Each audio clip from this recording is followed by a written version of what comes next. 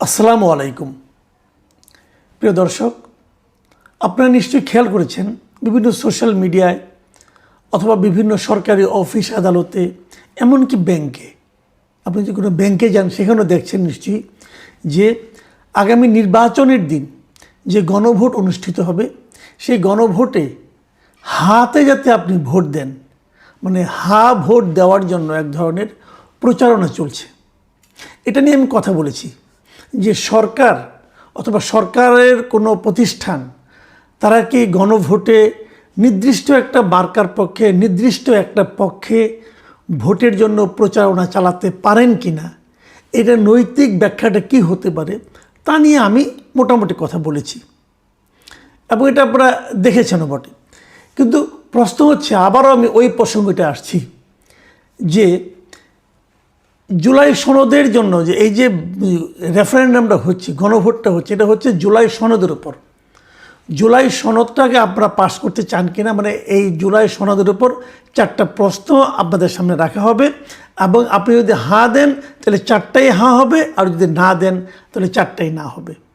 এবং প্রচারণাটা কীভাবে চালানো হচ্ছে এটা নিয়ে আমি একটু পরে কথা বলছি। তার আগে বরং আমরা একটু দেখে নিই যে প্রচারণাটা কীভাবে চালানো হচ্ছে। বিভিন্ন পত্রপত্রিকাও দেখছি, মিডিয়াকেও দেখছি, তারাও কিন্তু এই ধরনের প্রচারণা চালাচ্ছে। যেমন আমি একটা প্রচারণা আপনাদের একটু পড়ে শুনে, আপনারা দেখেন প্রচারণাটা। সেখানে কি বলা হয়েছে, কয়েকটা পয়েন্ট দেওয়া হয়েছে এবং সেই পয়েন্টগুলো বলা হয়েছে যে না দিলে এগুলো কার্যকর হবে না, হা দিলে এগুলো কার্যকর হবে। যেমন বলা হয়েছে এখানে সব দল মিলেমিশে তত্ত্বাবধায়ক সরকার, নির্বাচন কমিশন ও পিএসসি গঠনে অংশ নেবে। সংবিধান ইচ্ছামতো পরিবর্তন করা যাবে না।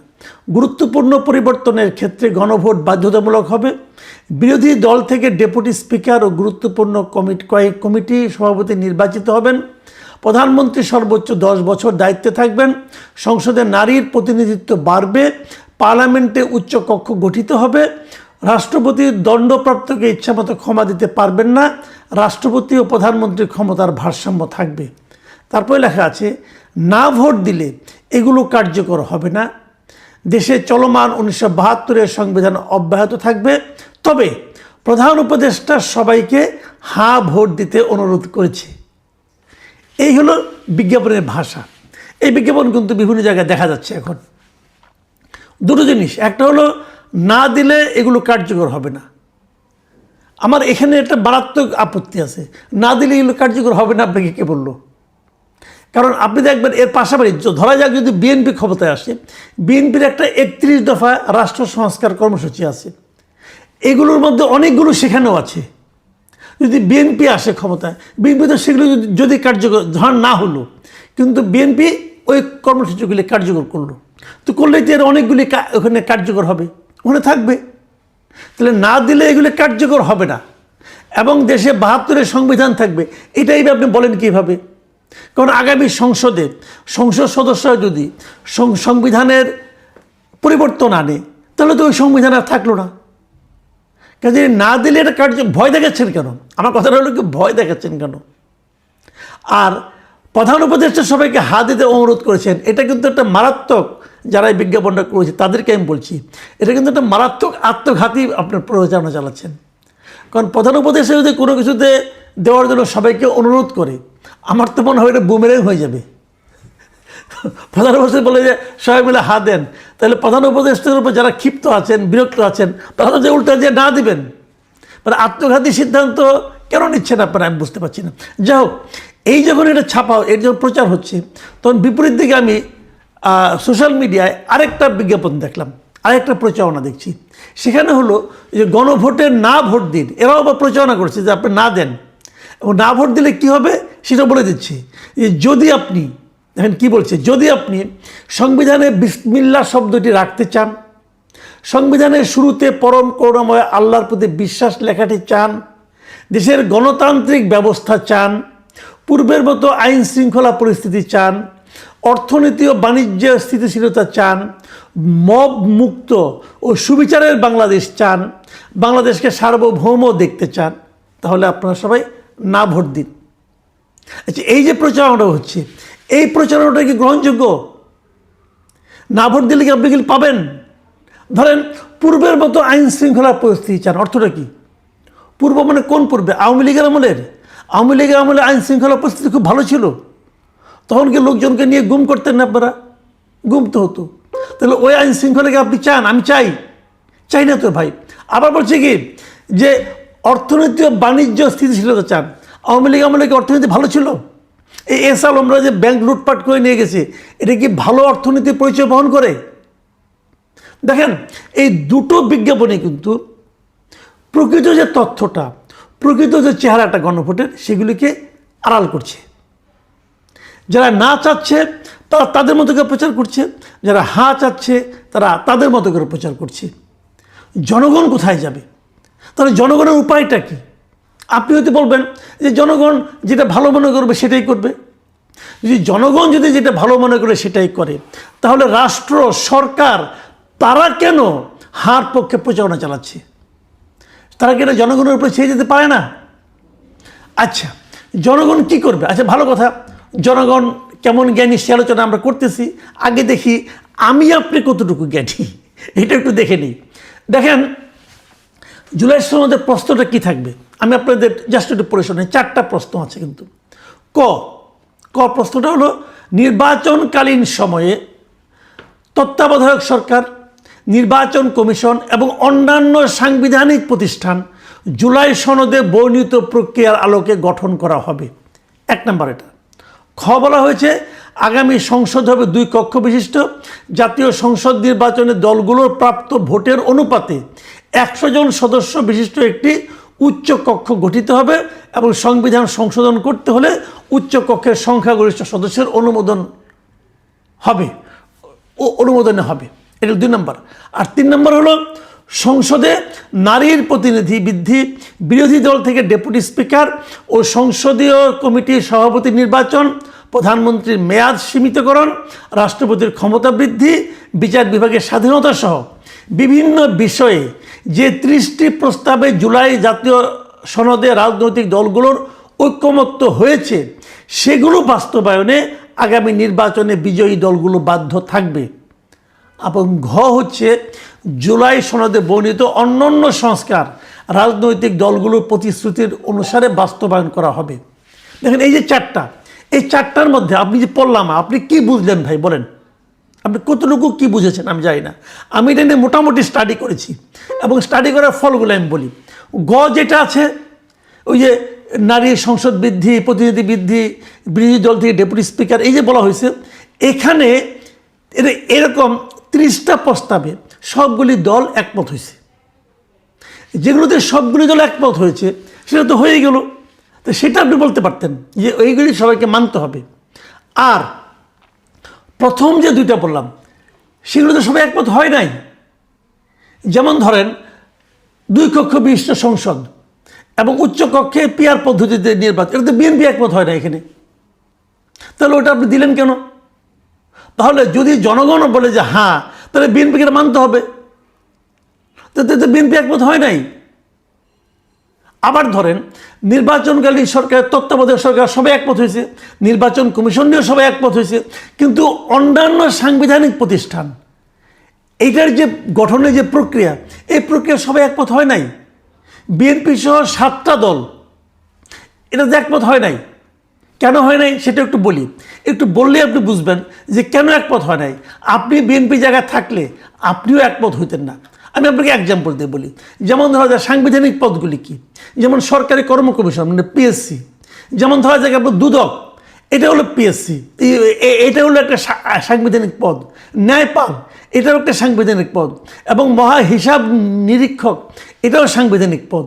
তো এই পদগুলি যে নিয়োগ করা হবে, গঠন করা হবে, সেখানে যে প্রক্রিয়াগুলি বলা হয়েছে সেখানে বিএনপি একমত হয় নাই।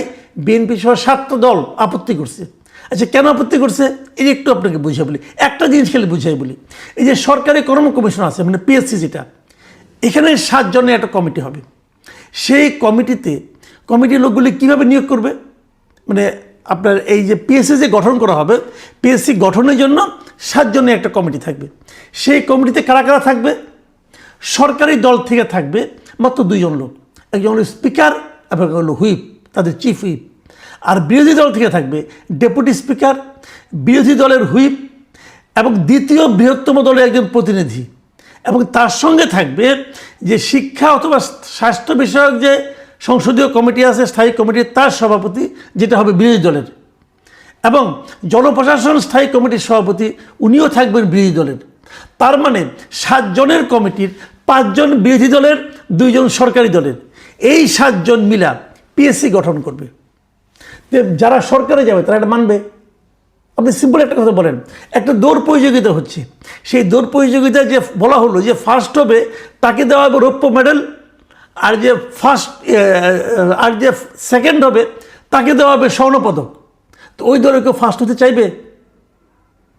যাদেরকে জনগণ ভোট দিয়ে সরকার বানাতে পাঠালো তারা এই কমিটিগুলি নির্ধারণ করবে না, এই কমিটিতে কারা থাকবে না থাকবে এগুলো নির্ধারণ করবে বিরোধী দলরা। তাহলে কি সরকারি দল এটা মানবে? এটা হয় না। তাহলে আমাকে আপনি বলেন, যেগুলোতে বিএনপি সহ 7টা দল নোট অফ ডিসেন্ট দিয়েছে সেগুলোর উপর যদি আপনি গণভোট করেন, তাহলে বিএনপি সহ তাদের নোট অফ ডিসেন্টের মূল্য কী রইল? এবং সেখানেও তো আপনি আপনার মতো বলেছেন যে 2 এবং 5, বিএনপি তো 3 অথবা 4 হলে মানত। জনগণকে আপনি অপশন 2 অথবা 5 দিলেন কেন? 6 অথবা 1 দেন, 6 বনাম 1 দেন, তত আপনি দেননি। তার মানে এই আলী রিয়াজ সাহেবরা ওনারা একটা প্ল্যান করেছেন, সেই প্ল্যানটা বাস্তবায়নের জন্য এখন তারা জনগণের সঙ্গে দিয়ে দিয়েছে। ছোটোবেলায় একটা কৌতুক শুনতাম, মনে আছে কিনা আপনি জানি না, এক ছেলে ওষুধ খাচ্ছে না কিছুতেই, তার ট্যাবলেট দেয়, সে খেলে ফেলে দেয়। তোর মা করলো কি, একটা বুদ্ধি করলো, একটা রসগোল্লা নিয়ে আসছে, রসগোল্লার ভেতরে ট্যাবলেটটাকে ঢুকিয়ে দিয়েছে, ঢুকিয়ে দেওয়ার পর বলছে বাবা রসগোল্লাটা খেয়ে ফেলো। তো ছেলে বলে বাবা ঠিক আছে মা তুমি রাখো, আমি পরে খাচ্ছি। কিছুক্ষণ পর মা আসে দেখে রসগোল্লাটা খেয়ে ফেলছে, সে খুব খুশি। বাবা তুমি রসগোল্লাটা ঠিক মতো খেয়েছো তো? হ্যাঁ মা আমি খেয়েছি, তবে ভেতরে একটা বিচি ছিল, বিচিটা ফেলে দিয়েছি।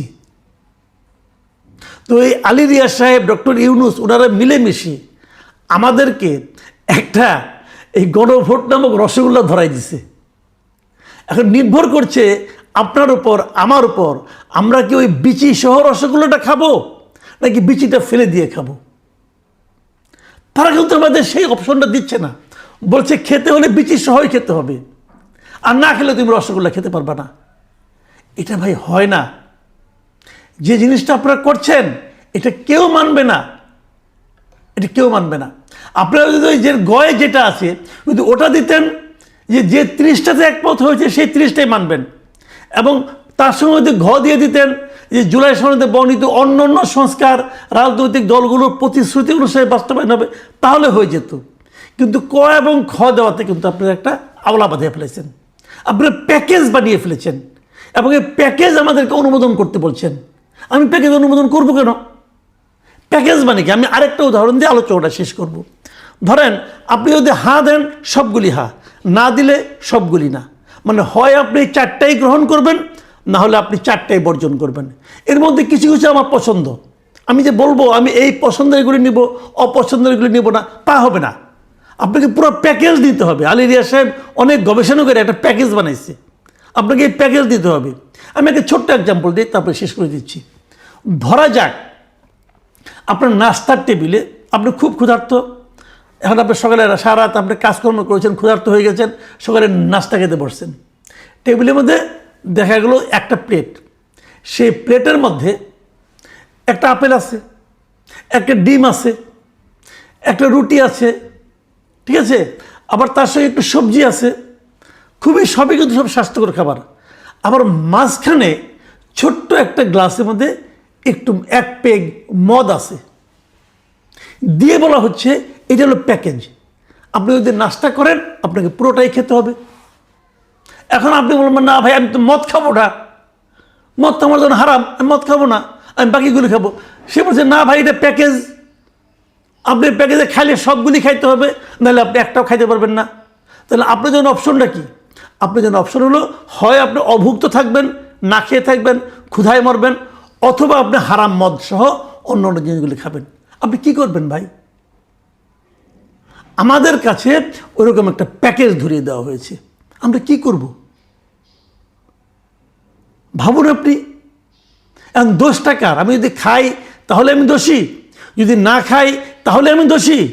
আমি যদি বলি এই প্যাকেজ যে তৈরি করেছে সে হলো সবচেয়ে বড় দোষী, সেই দোষীকে চিহ্নিত করেন এবং সেই দোষীর বিরুদ্ধে প্রতিরোধ গড়ে তোলেন। প্রিয় দর্শক, এখন এ পর্যন্তই। আল্লাহ হাফেজ।